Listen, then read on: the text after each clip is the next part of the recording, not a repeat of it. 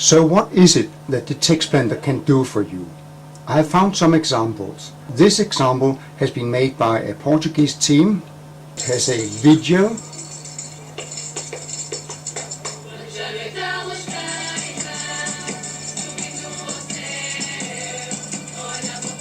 You can click on any word, look up the word in a dictionary, in this case from Portuguese to English, change the target language. Let's say you wanted it in Polish.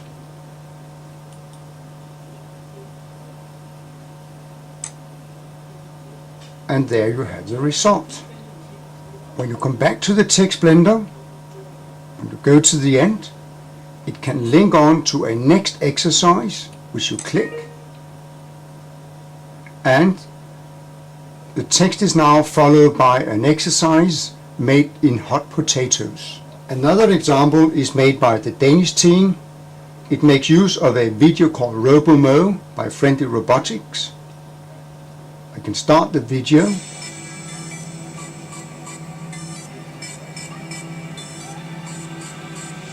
RoboMo by Friendly Robotics.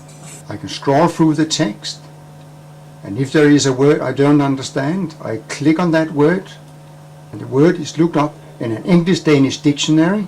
Having watched the video, I click on a next button, which takes me to exercises produced in hot potatoes. The first one is a crossword puzzle. The next one is a drag and drop exercise. There is a fill-in exercise, a gap fill exercise, but I have to type in the missing words. And the final exercise is a mixed up sentence where I have to find the order of all these words and put them in the right sequence. Final example of what the TextBlender can do for you is a small sequence of exercises about PLC programming. They start with an audio. Writing your first program. Click on a word that I do not understand. In this case I have selected an English to Spanish dictionary. I click on Performed. So what exactly is it that the TextBlender has done? It has created a web page with a headline. There is an audio, an instruction for the user. There is a text where each word has been linked to online dictionaries. There is a graphics, another text or text block, another graphics, and so it continues. The final output of this web page is that you can click on Next, and the page has been linked to the next exercise. In this case here, it links to a new web page. At the end, there is also information for the end user, who is the speaker, Gordon Wells. This example page has been made by the Swiss team. Again, it has a headline. It makes use of a YouTube video, which we can start.